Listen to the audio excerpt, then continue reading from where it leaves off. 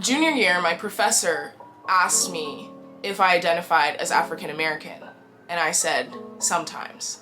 And she said, come to my office. Hello, beautiful people, and welcome back to my channel. My name's Kira. Subscribe if you're new, and without further ado, let's get into today's video. Today I'm going to be doing Growing Up Black in the Dance World Part 2. I did Part 1 back in April, I want to say, and I got a lot of requests to do a Part 2 because I kind of did Part 1 mostly covered like from when I was little up to high school, so I'm gonna do college, which is like up to now. Make sure to watch Part 1 if you haven't already before you watch this one, obviously. So I think I finished that video talking about like some high school experiences. So basically what happened was like there was a lot of drama at my dance studio, so I quit because she was being really mean to me.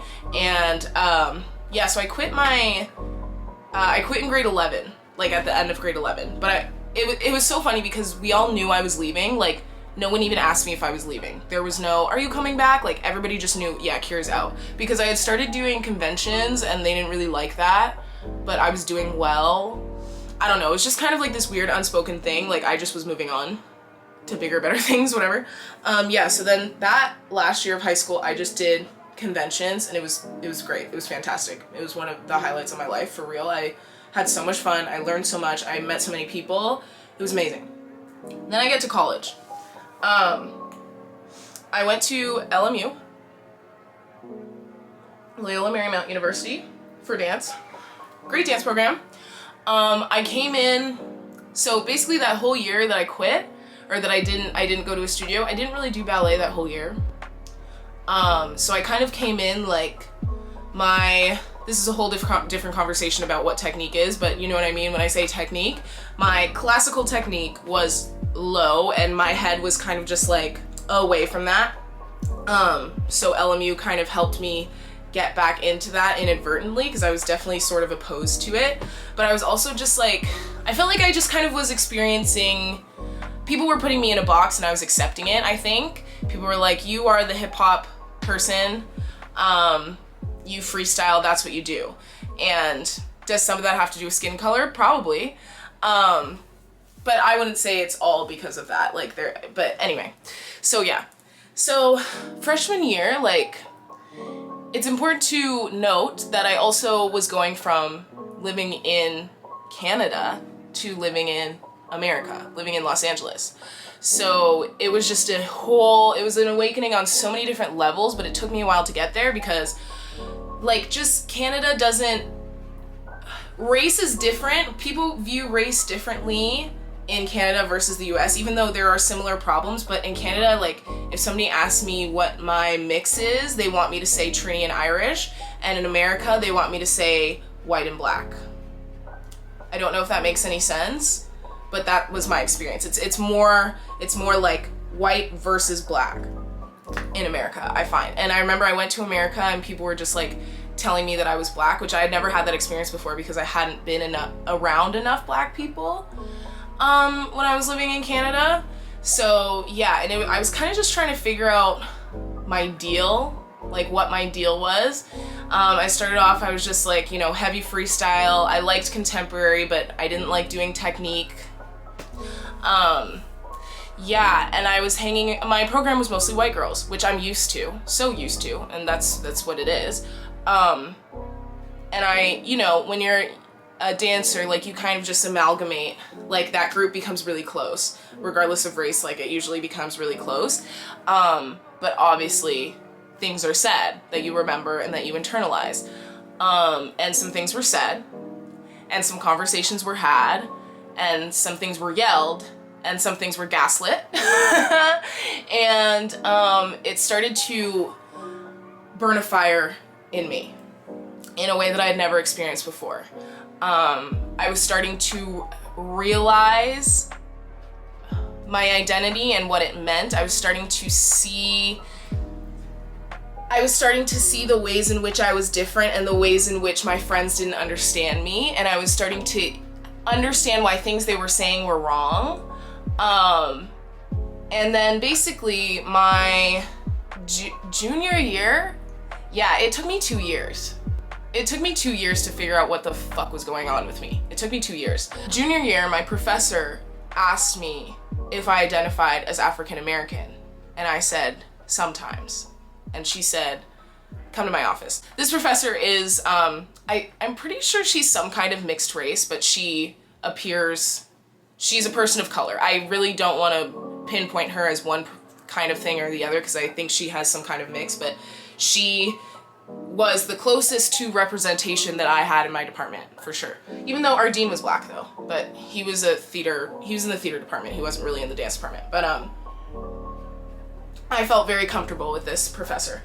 And we basically had a talk, and oh yeah, I had written a paper my sophomore year for my child psychology class about growing up biracial in a mostly white environment and feeling, you know, not black enough, not white enough, being called the N-word, people talking about my hair all the time. And in that paper I put that even some of my college friends say that I'm barely black. And my professor, I think I had the paper with me at some point, and she highlighted that part. And I was like, I didn't even think to highlight that. Do you know what I mean? I didn't even realize that was a thing. Yeah, so basically she wanted me to make a solo about my experience and make a spoken word kind of poem thing, and then I would dance to it. So then I started writing this poem, and I literally remember I was in class. I was in I Am, Therefore I Dance, and I had my laptop, even though they didn't want us to have laptops because they said when you write on paper, it gets in your brain faster, but I was ignoring them. Anyway, I was on my laptop in class, and we were supposed to be watching something, and I literally just wrote the poem in one sitting. It just came out of me. I was like, oh, I really needed to do this. This has been burning under me for a while. And I have a video of the solo on my page. It's called Barely Black. But yeah, it starts out, some of my friends say I'm barely black. We compare skin tones like nail polish. Yeah, and you can go watch the solo, I'll link it here as well. But I started to just notice what was going on in me in a way that I'd never done in my entire life. And I'm really grateful to my school for being so choreography oriented, or having so many opportunities for choreography, because I did that solo and it got paired with another piece that I made, and it went to American College Dance Association, where all different colleges show their work, and basically it got picked to be in the top 10, which is a big deal to be in the gala, whatever. But it was really cool, and this really important adjudicator people got to comment on it. And they loved it. They put it in the gala, and that was really cool because I was like, this is something this is all me.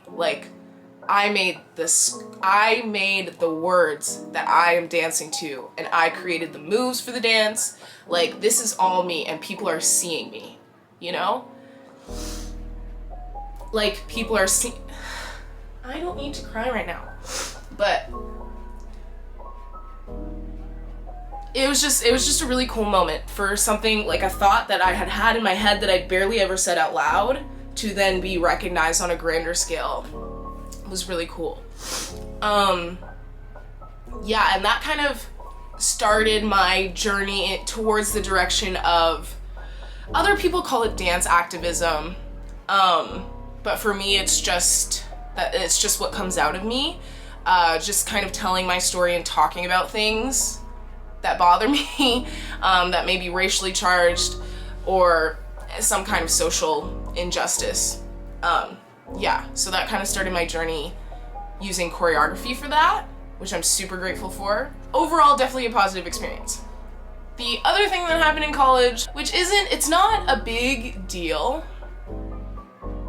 I guess, but it was just something that was interesting for me, and this is more on a from a biracial standpoint, was that especially in dance, they love to box people, you know, and it's just a lot of comments trying to label me, and me being mislabeled.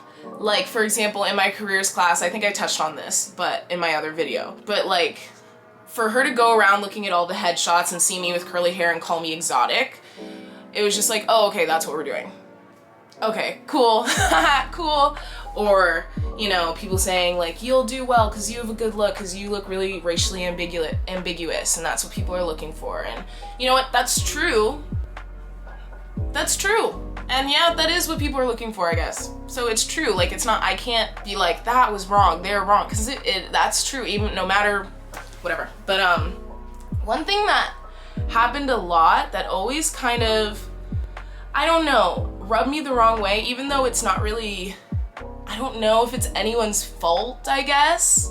Specifically in like musical theater, or like different, I don't know, different classes that are very specific to roles. I would get assigned the role of someone who is a dark-skinned woman, which I have no problem with that, but it just kind of made me feel like there's not really a place for me here, because realistically, if we're talking about, and again, I love the music that I got, but like the different solos that I got assigned, it would be performing a solo that was done by a dark-skinned woman, and like the story of the musical is rooted in her being like a dark-skinned woman, which just means I would never get cast as that part. You know what I mean? Like, I would never get, especially because it would take place in the past. I didn't super exist back then. Biracial people didn't super exist unless we were the product of rape, or like, and it's not really legal, you know what I mean?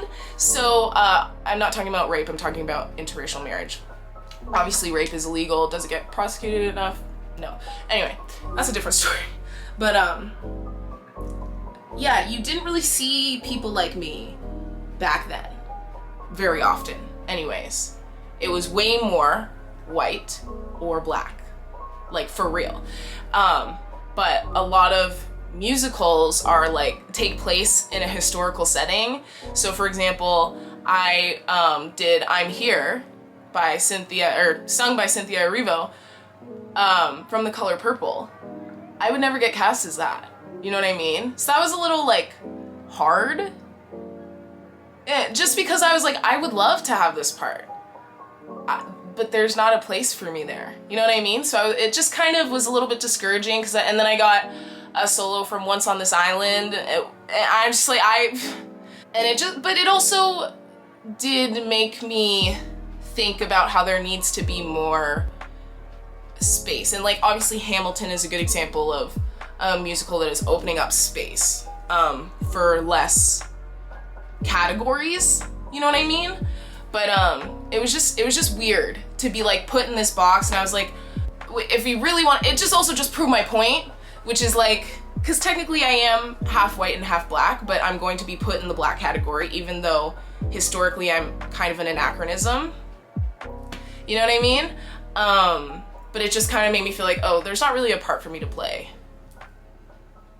And that's not the teacher's fault, but it's just like, when you're assigning people things based on roles that are very specific to labels, then where do you put the person who lives in the gray area outside of the labels, you know what I mean? And that, like, things are changing and things are opening up, but it's gonna take a while. And like those historical musicals, like, I don't know if I could ever be cast in them, but like, at least the ones that are very specific to historical settings, and like, these are the white people, these are the black people, this is what's happening, blah blah blah blah. Yeah, because I was just wondering, I was like, do people know that I would never get cast in this, or do they just see all black people as the same? You know what I mean? Because I was like, do people see like how I would never ever ever be cast as Cynthia's part in The Color Purple? Do people even think of that? Or like the opposite, when we're doing like jazz, when we're doing some kind of like 1940s piece in jazz, and like they're doing all this stuff, and I was like, yeah, I wouldn't be able to dance with y'all if we're being realistic. And everyone's like, oh, I love this time period. And I was like, that's great that you can love that. You know what I mean? It's like, I did not have rights. I would not have, well, I probably wouldn't exist, but I also would not have rights, you know? I would not be allowed to dance with you. So it was just interesting. It's not really a bad thing, just interesting.